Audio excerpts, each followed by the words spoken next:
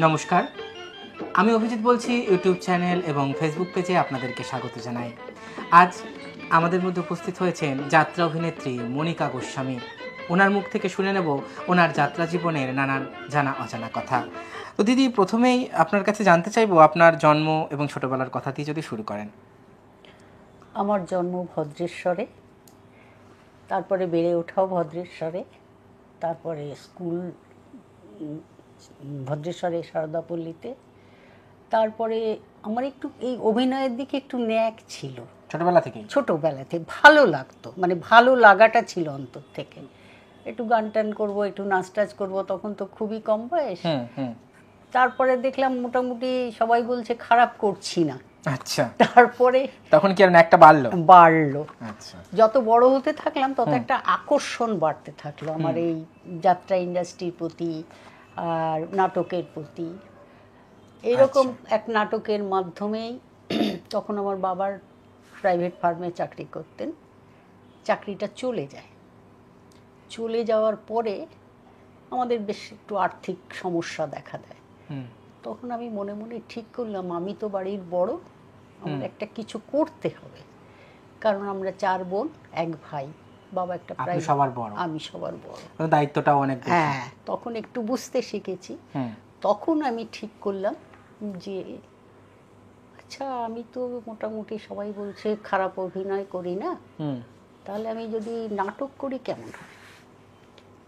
এই সময় আমাদের ওখানকারই একটি মেয়ের সঙ্গে আমার ছোটোবেলা থেকেই জানাশোনা ছিল, ওরা নাটক টাটক করতো। তা আমি বললাম যে এই আমাকে একটু নাটকের কোথায় কোথায় কি ক্লাব শো হয় আমাকে নিয়ে যাবি। মানে এই সময় অফিস ক্লাব দিয়ে আপনার শুরু হলো অফিস ক্লাব দিয়ে শুরু হলো। তখন ওই একাঙ্ক নাটক, ছোট পাড়ায় নাটক টাটক হতো। এরকম 2-4টে করার পর তারপরে ফার্স্ট আমার অফার আসে সত্যম্বর অপেরায়। অফার আর এলো কত সাল? 73-74 ওই রকমই হবে সালটা আমার। মানে প্রথমে সত্যম্বর থেকে অফার পেলেন? এটা অফারটা পাওয়ার একটা কারণ আছে। সত্যম্বরে তখন বই এই তোমার জন্মাষ্টমীর দিন ওপেন হতো। জন্মাষ্টমীর দিন যে কোনো ঠাকুর বাড়িতে ওপেন হয়ে যেত। ওদের রিহার্সাল খনা বইয়ের কমপ্লিট হয়ে গেছে। ইত্যবসরে যে মেয়েটি পাঠ করছিল আমার জায়গায়, মানে আমার আগে, সে ছাদ থেকে পড়ে গিয়ে তার ডান হাতটি ভেঙে যায়। এইবার গোটা হাত প্লাস্টার হয়ে আছে। এইবার এরা আর 3 দিন কি 4 দিন বাকি আছে শোটা ওপেনিং হতে। এদের তো মাথা খারাপ, কোথায় কি করবে, পেশাদার দল, কোথায় মেয়ে পাবে। আর 1-2 দিন নয়, দীর্ঘদিন একটা মেয়েকে সেট করে নিতে হবে। আমার কোনো নাটক হয়তো আমার হাজবেন্ড দেখেছিল, তখন বলেছি, আপনার হাজবেন্ড মানে শ্যামসুন্দর গোস্বামী, সে তখন গিয়ে বলল যে এরকম ভদ্রেশ্বর একটি মেয়েকে আমি দেখেছি, ভালোই নাটক। আপনার সাথে তো পরিচয় আগে থেকে ছিল তখনও? না, তখনই মানে ওই নাটকটা দেখেই পরিচয়। ও হয়তো কোনো ক্লাবের মাধ্যম দিয়ে দেখেছে বা কিছু, মানে আমি তখন ওকে চিনতামও না। আচ্ছা, তখন বলেছে বাহ, মেয়েটির বেশ বাচনভঙ্গি ভালো, আর মেয়েটি মোটামুটি ঘষে মেজে নিলে পেশাদারে কিন্তু চলবে। এইবার সত্যম্বর অপেরা ওই শির সংক্রান্তি অবস্থা, বই কমপ্লিট রেডি, খনা বই, মানে স্টাফ কি বাপরে বাপ, ভয়ঙ্কর স্টাফ। তখন আমি, ওটা কোন চরিত্রের জন্য আপনাকে ইয়ে করলো? আমাকে খনা বইতে ওই যে রাখাল সিংহটা যে চরিত্র, এই রাখাল সিংহ যে চরিত্রটা করতো, এটা বোধহয় কোনো কাঞ্চির রাজকুমারী হবে। কারণ আমি কোনো ব্লাউজ পরতে পারতাম না, ওই কাঁচুলি টাইপের, ভেতরে স্কিন রঙের পরে কাঁচুলি টাইপের পরতাম, কাঞ্চির রাজকুমারী। আচ্ছা, তার মানে পেশাদার যাত্রায় সত্যম্বর অপেরা দিয়ে আপনার শুরু হলো। এটা তো অনেক বড় প্রাপ্তি। আমাকে যখন আমার হাজবেন্ড, খনা এবং রাত্রি ও রমণী, হ্যাঁ, আমার হাজবেন্ড যখন বলল, তখন ওখান থেকে একজন লোক এলেন, তাকে নিয়ে আমার হাজবেন্ড আমাদের বাড়িতে গেলেন। গিয়ে আমার মা বাবাকে বলল, বাবা তো মত দেবে না কিছুতেই, এতদিন মেয়ে যাত্রায় কোথায় ঘুরবে, কি করে বিয়ে হবে মেয়ের, এই সব তখনকার দিনে অবশ্যই। তখন ও বলল যে আপনি চিন্তা করবেন না, আমি ওকে দায়িত্ব নিয়ে যাচ্ছি, আমি ওকে গার্ড করে রাখবো। তারপরে আমাকে একটা দিন বলল, মানে তারপরের দিনই হয়তো সম্ভবত আমাকে নিয়ে সত্যম্বর অপেরার অফিসে গেল। সত্যম্বর অফিসে যে শৈলেন মহান্ত, নিরঞ্জন ঘোষ, সুবল অধিকারী, ওরা আমাকে আগাগোড়া এরকম দেখছে। আমি তো তখন বাচ্চা মেয়ে, আগাগোড়া এরকম বলছি, এই শ্যাম, এই বাচ্চা মেয়ে পারবে 6 মাস দলে থাকবে, না এও আবার 2 দিন বাদে চলে যাবে?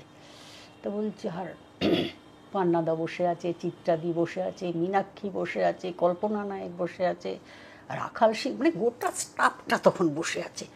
আর আমাকে বলছে, 2 লাইন বলো তো মা। আমি উঠে না ঠিক এরম করে কি বলেছিলেন মনে আছে? মানে এটা তো এক প্রকার অডিশনই বলতে গেলে। হ্যাঁ, অডিশনই তো। মিউজিক স্টাফ বসে, মানে তখন শুধু সত্যম্বর অপেরার ঘর মানে সে তো মানে তখন তো থেকে রিহার্সাল করতো ওরা, তখন মানে শুধু স্টেজটা বাকি, পুরো বই কমপ্লিট। তখন আমার স্বয়ংসম্পূর্ণ রিহার্সাল কমপ্লিট। তখন পান্নাদা বলছে, মা ওঠো তো, বলো তো 2 দিন, মানে ওরা আমার উচ্চারণটা দেখ। তারপর একটা কি 2-4 লাইন লিখে, আজ এত বছর বাদে মনে নেই, লিখে দিল। আমি বললাম, বলে নিজেদের মধ্যে কি কথাবার্তা ওরা বলল বসো। তারপরে রিহার্সাল শেষ হয়ে গেল। চিতপুরে যে রিহার্সাল হতো সত্যম্বর অপেরা আমাদের বাড়িতেই, আর অফিসটা তো চিতপুরে। তারপরে আমার হাজব্যান্ডকে বললো, শ্যামসুন্দর তাহলে রিহার্সাল শেষে ওকে নিয়ে অফিসে এসো। রিহার্সাল শেষ হয়ে গেল, অফিসে গেলাম। অফিসে গিয়ে বসলাম। আমি তো কখনো যাত্রা দলের অফিস টফিস কিছুই দেখিনি, প্রথম অভিজ্ঞতা। দেখছি ঘুরে ঘুরে সব কে কী করছে, কীরকম অফিস হয়। তারপর আমাকে বললো, তুমি থাকবে তো, চলে যাবে না তো? আমি বললাম যে হ্যাঁ, চিন্তা, নতুন মেয়ে তো। তো তারপরে আপনি অফিস দেখে অবাক হয়ে গেলাম, বসে আছি।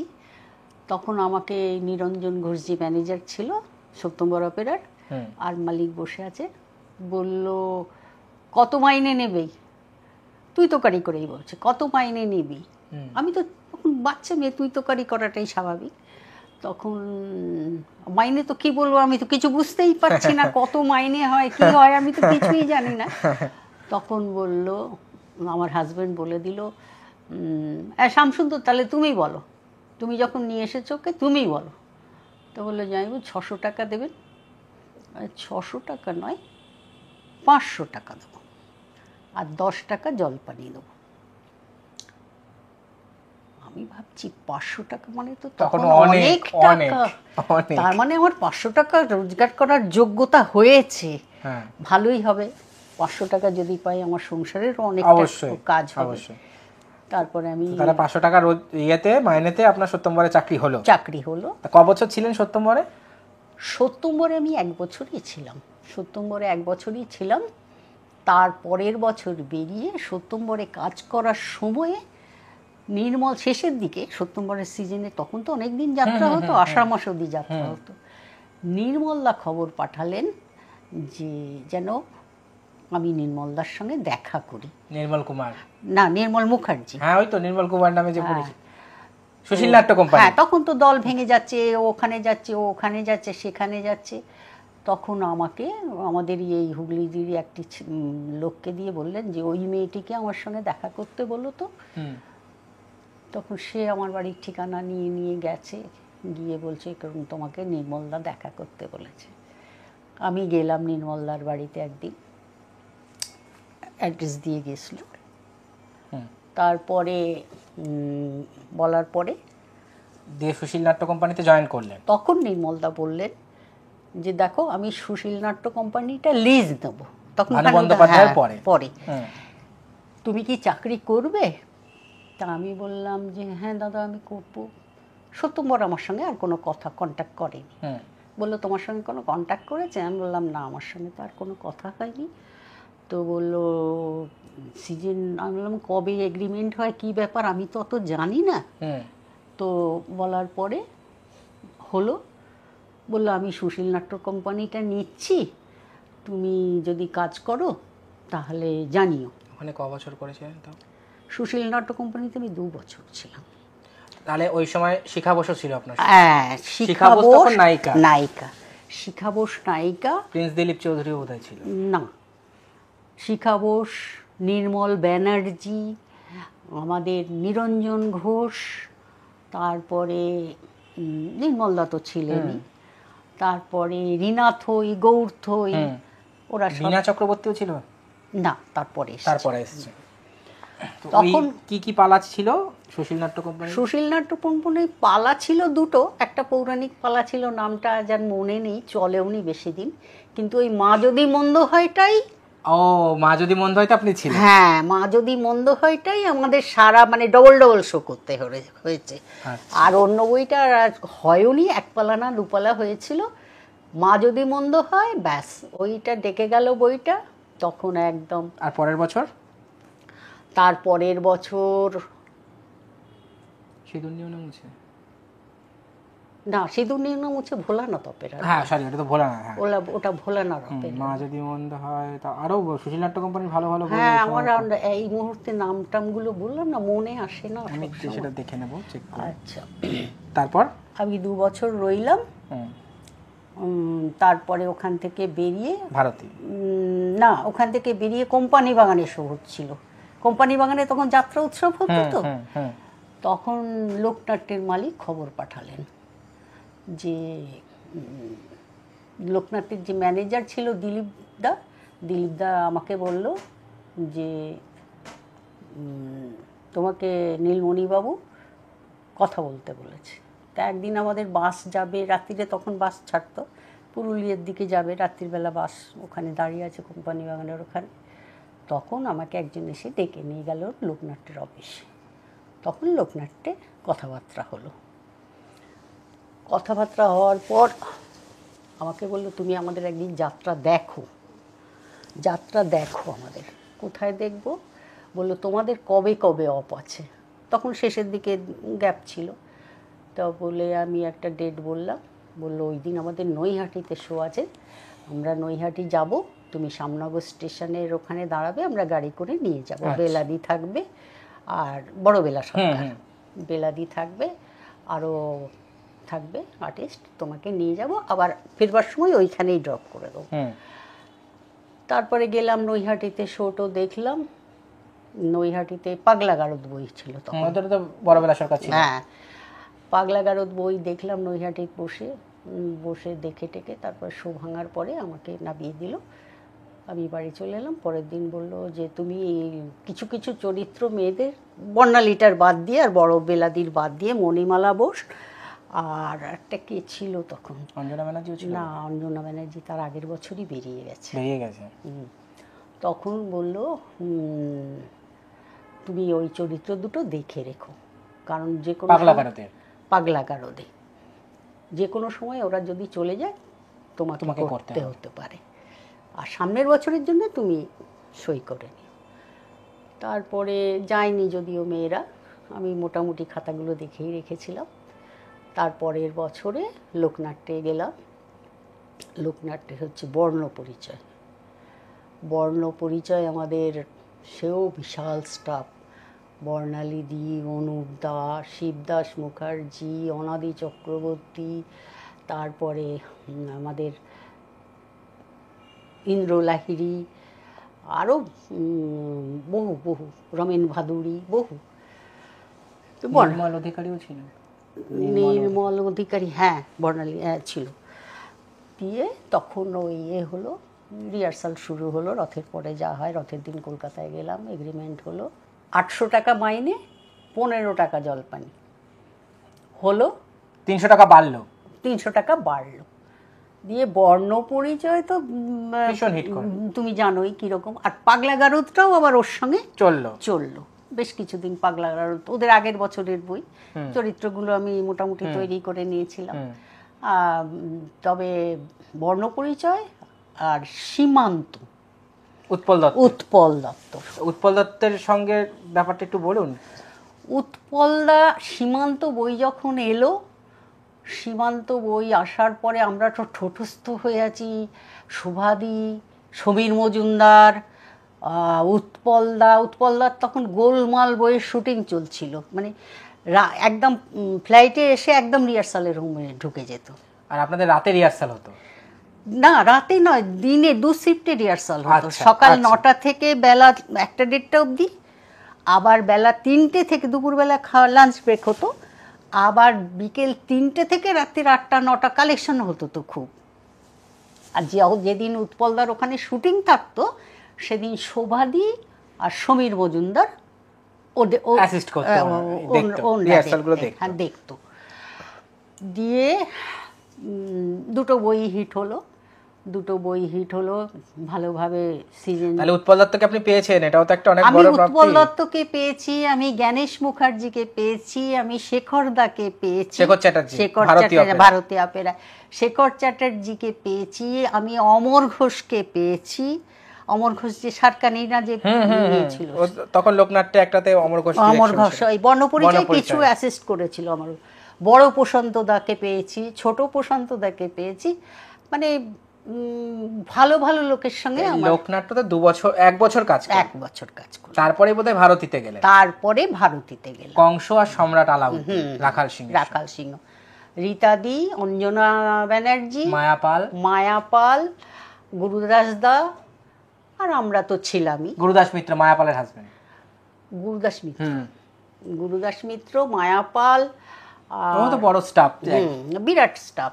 অঞ্জনাদি হাজবেন্ড দেবু দা ছিল, দেবকুমার, যাকে দেবকুমার বলতো সবাই, ওর টাইটেলটা আমার মনে নেই, মুখার্জি। বিরাট স্টাফ। ও ভারতীতে 1 বছরই। ওই কংসতে আপনার চরিত্রটা কি ছিল? রাধা। ও আচ্ছা আচ্ছা। রাধা। কৃষ্ণের চরিত্রটা কে করতেন কংসতে? কৃষ্ণ চরিত্রটা মানে অনামী ছেলেই, বেশ মুখটা কৃষ্ণ কৃষ্ণ মতন, বেশ শ্যামলা শ্যামলা। কৃষ্ণের চরিত্র ডায়লগ খুব বেশি ছিল না। কৃষ্ণর যে কংস বইতে কৃষ্ণর যে বিশাল কিছু চরিত্র ছিল, তাও কংসবধ দেখানো হয়েছিল। হ্যাঁ, দেখানো হয়েছে, কিন্তু কৃষ্ণ মেন হাইলাইট কংসই ছিল।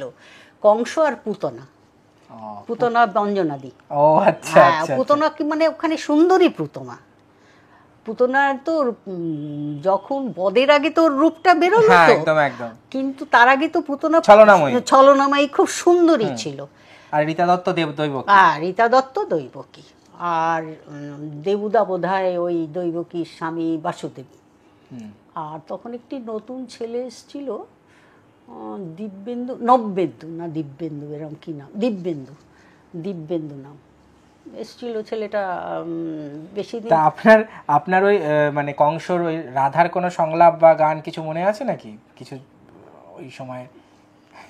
এখন গান গাইতে বললে খুব সমস্যায় পড়ে যাব না, যদি কিছু মনে থাকে। না, রাধার চরিত্রটা যে বিশাল বড় তাও নয়।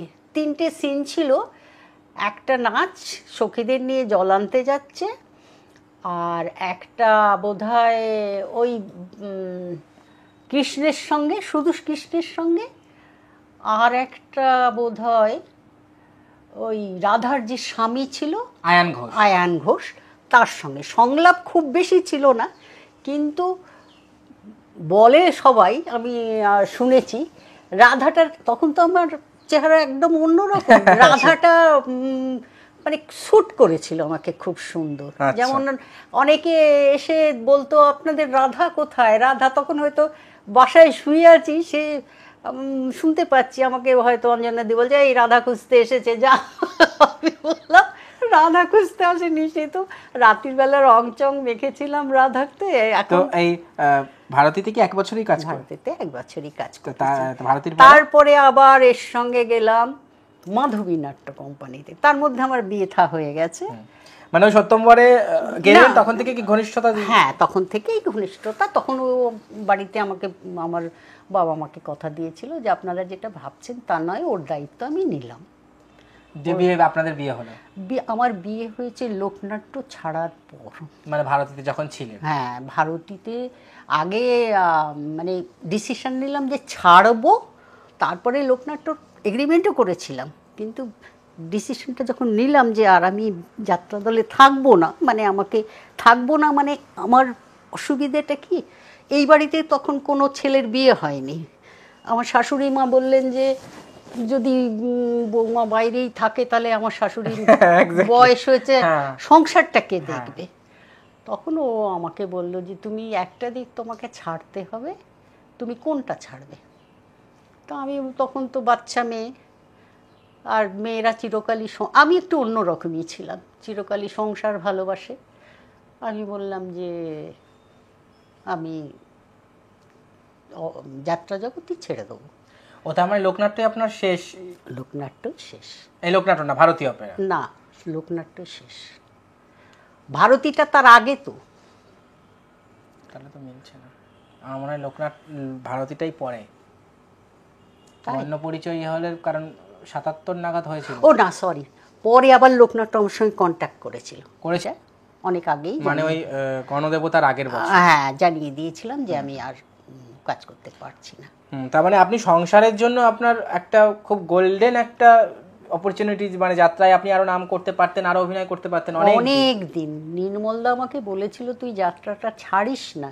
নির্মলদা আমাকে আমি ভাই ফোঁটা দিতাম, যেহেতু ওই মা যদি মন্দ হয়ে উনি দাদা করতেন আর আমি বোন করতাম, তো মানে আমাদের কেমিস্ট্রিটা এত ভালো হয়েছিল যে নির্মলদা আমাকে সত্যিকারের বোনের মতোই ভালোবাসতো। যে জন্য বলেছিল তুই যাত্রাটা ছাড়িস না, তুই যাত্রাটা ছাড়িস না। আমি নায়িকা নয়, কিন্তু তোকে আমি একটা জায়গায় পৌঁছে দেবো, আমার কলম দিয়ে তোকে আমি একটা জায়গায় পৌঁছে দেব। মানে নায়িকা ছাড়াও তো অনেক, তখন নায়িকা ছাড়াও তো অনেক চরিত্র লোকের, যেমন মা যদি মন্দ হয় শিকাদিকে এসে খুঁজছে না, আমাকে এসে খুঁজছে। আর নিরঞ্জন ঘোষ বলছে যা তুই তো টপ হয়ে গেলি রে মনিকা, তুই তো টপ হয়ে গেলি, তোকেই খুঁজছে। তাহলে এই সংসারের জন্য আপনি ক্যারিয়ারটাকে একদম স্যাক্রিফাইস করলেন। একদম। তারপরে যখন বাড়িতে করলাম, তখন আমি দেখলাম যে মেয়েদের জীবনে যতই যাই হোক, মেয়েদের জীবনে সংসারটাই কিন্তু মেন জায়গা। একদম একদম। তো তখন আমার ছেলেও হলো। এবার আমি চাইনি যে আমার ছেলেকে ওই অন্য লোকের কাছে টাকা দিয়ে মানুষ হবে বা বোর্ডিংয়ে দেবো, এটা আমি চাইনি, কোনো দিনই চাইনি। যে জন্য আমার আর চিতপুরে থাকা হলো না। তখন আমি অফিস ক্লাব শুরু করলাম। তখন এই লোকরঞ্জন শাখায় আমাদের এখানেই আছে, আমাদের এখানেই ছিল। আপনি দীর্ঘদিন ভারতীয় গণনাট্য সংঘে? দীর্ঘ 20 বছর আমি ভারতীয় গণেশদা ওনার সঙ্গে আমার এই এতেই গণনাট্যের সঙ্গে আলাপ। গণেশদা এসেছে, থেকেছে, এবং গণেশদার সঙ্গে কথা বলা, গল্প করা, সব কিছু। গণেশদা এখানে ইলিশ মাছ খেতে আসতো, মানে যেদিন রিহার্সাল হতো তার আগে পাশেই গঙ্গা, তো টাটকা মাছ তুলে আমাদের যে সম্পাদক ছিল ওনার বাড়িতে আড্ডা, কালেকশন করা, সব কিছু হয়েছে। যে জন্য আমাদের একটা বেশ ভালো। গণনাট্য সঙ্গে কি কি প্রোডাকশন সেই সময় করেছেন যদি কিছু? গণনাট্য সংঘ আপনার প্রথম করলাম স্পাটাকাস, তারপরে কালমার্কস তো বোধহয় 200 নাইটের ওপরে করেছি নাটক কালমার্কস। তারপরে গণনাট্য সংঘ বললাম না, গুলিয়ে যায় সব। এ সমাজ জরাসন্ধ, 3 নম্বর ছাগলছানা, তারপরে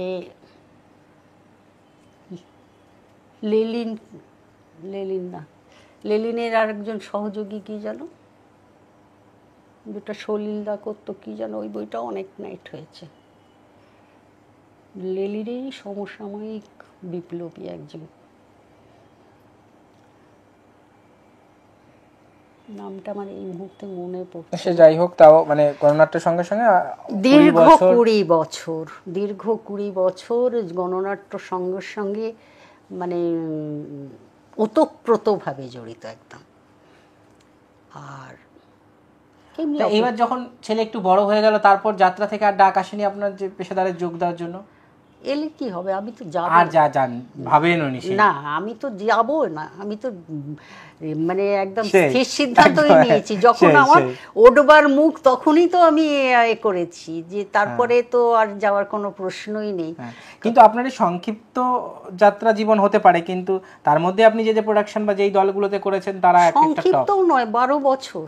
হ্যাঁ, মানে সেই অন্যদের থেকে দেখতে গেলে সংক্ষিপ্ত। হ্যাঁ, তারপরে অফিস ক্লাব করতাম, অফিস ক্লাবগুলো করতাম। না আমি পেশাদার দলের কথাটা বলছি। পেশাদার দলে ওই 12 বছর। তারপরে সুযোগ তো প্রথম থেকেই আসছে, কিন্তু ওই যে এখন তো যাত্রার কোনো ব্যাপারই নয়, মানে সারা বছরে হয়তো 2-2.5 মাস হলেই লাফালাফি করে যে আমাদের 2 মাস বিজনেস হলো। 6 মাসের কাছাকাছি আমরা কাঁদতাম যে কবে বাড়ি যাব, কাঁদতাম। এই জানিস তো অমুক দিন ছুটি হচ্ছে, এই জানিস তো বৈশাখ এই আষাঢ় মাসে ছুটি, প্রথম সপ্তাহে ছুটি হবে। কিন্তু তখনও দেখা গেল সেই জল পড়ছে, এই ফোনেখালি ওই সব এই যে স্নান যাত্রা ফান্দা, তখনও আমরা পেশাদার যাত্রা করেছি।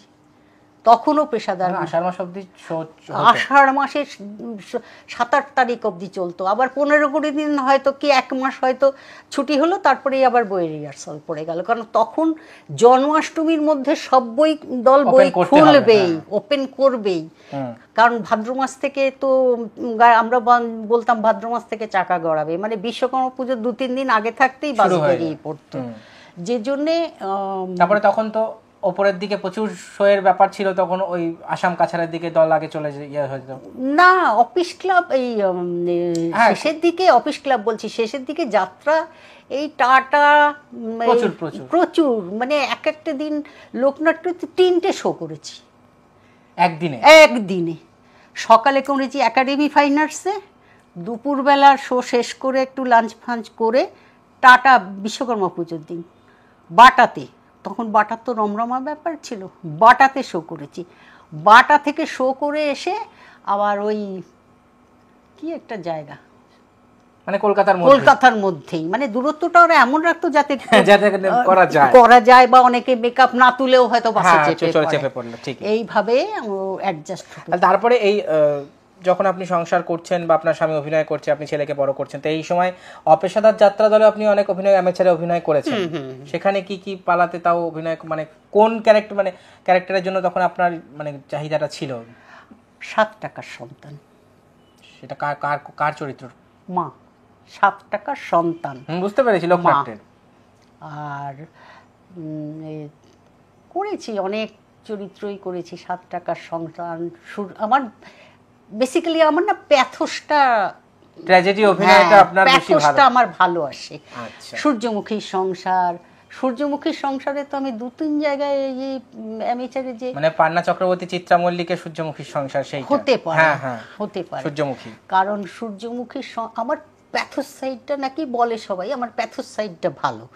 তো ট্র্যাজিক অভিনয়টা আপনার বেশি শক্তিশালী আপনার মনে, মানে দর্শক বলে আমার সহকর্মীরা বলে যে মনিকা দি প্যাথোস করলে ও আপনি চোখে জল এসে যাবে।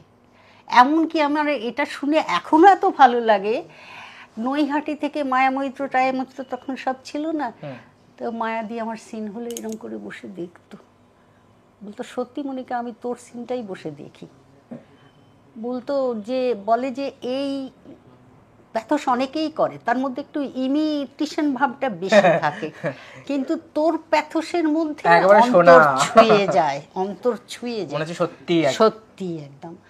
যেমন অরুণ বরুণ কিরণমালাতে কিরণমালা, তারপরে ওই সূর্যমুখীর সংসারে সূর্যমুখী, এরকম বহু চরিত্র আছে। 7 টাকার সন্তানে মা, মাদার রোলটা, এরকম বহু চরিত্র। বীণা দাশগুপ্তার যাত্রাগুলোতে করেছেন কোনো? না, আমি বীণাদির সঙ্গে কাজ কাজ করার কথা বলছি না, পরবর্তীকালে অ্যামেচারে। না বীণাদির তো গান সর্বস্ব অভিনয়, আমরা অত তো গানে পারদর্শী নয়, যে জন্য বীণাদির চরিত্র করতে গেলে একটু চিন্তা করে করতে হয়। বা বেলা সরকারের কোনো চরিত্র? হ্যাঁ, বেলাদির চরিত্র করেছি, দেবী সুলতানা, গঙ্গাপুত্র ভীষ্ম, দুটুকরো মা। না, আমি বড় বেলাদির চরিত্রে করেছি। বড় বেলাদির চরিত্রে করেছি এই বইটা খুব আবার নামও হয়েছিল, কেন আমি বড় বেলাদির সঙ্গে তো ওই বইতে কাজ করেছি। পরবর্তীকালে বড় বেলাদির চরিত্রটা অ্যামেচারে করেছি। পাগলাগারদে কাজ করেছিলেন? পাগলাগারদে আমি অ্যাকচুয়ালি মিঠু করতাম। আচ্ছা। আর বড় বেলাদি ওই বৌদিটা করতো, নিরঞ্জনদার বউ।